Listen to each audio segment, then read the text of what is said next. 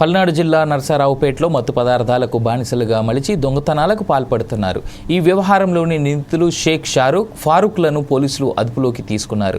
తమకు మత్తు మందు ఇచ్చి దొంగతనాలు చేయాలని బెదిరిస్తున్నారని బాధితులు జిల్లా ఎస్పీ శ్రీనివాసరావుకు ఫిర్యాదు చేశారు.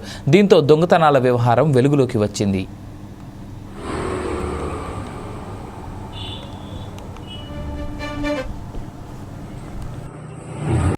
మా అమ్మ, మా నాన్న, ఫారూక్ అనే వ్యక్తి, షారు వాళ్ళ ఆవిడ, వీళ్ళు ముగ్గురు మత్తు పదార్థాలు ఎక్కించి చాలా పిల్లల్ని నాశనం చేస్తున్నారు. నాశనం చేస్తూ కూడా దొంగతనాలు, ఫోన్లు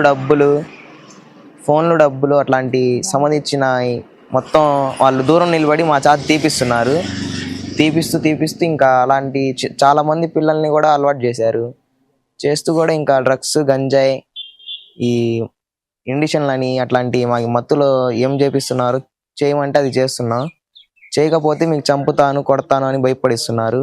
చేసిన మొత్తం వాళ్ళ ఆవిడ దగ్గర దాచిపెట్టి మీకు ఏమైనా జరిగితే బయటికి తీసుకువస్తాంరా అని చెప్పిద్దామా చెప్తూ ఇంకా ఆమె దగ్గర చాలా డబ్బులు అలాంటి దాచిపెట్టి ఫోన్లు ఇప్పుడు వాడుతున్న వాళ్ళ ఆవిడ 2 ఫోన్లు అతను నేను దొంగలిచ్చిన ఫోన్లే.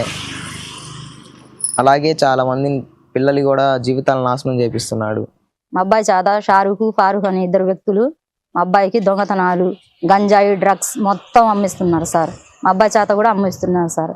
మా అబ్బాయి హాయిగా బైక్ మెకానిక్ పని నేర్చుకునే అబ్బాయికి అని చెప్పి మాయ మాటలు చెప్పి సార్ మా అబ్బాయిని తీసుకెళ్లి రూములలో పెట్టి తాపడం, డ్రగ్స్ అలవాటు చేయడం, మా అబ్బాయికి ఇండిషన్లు కూడా చాలా ఎక్కించారు. అవి మొత్తం చేపిస్తున్నారు సార్. అందుకోసమే మేము మా అబ్బాయికి తర్వాత ఏమో 3 నెలలు జైలు కూడా చేసి వచ్చాడు సార్.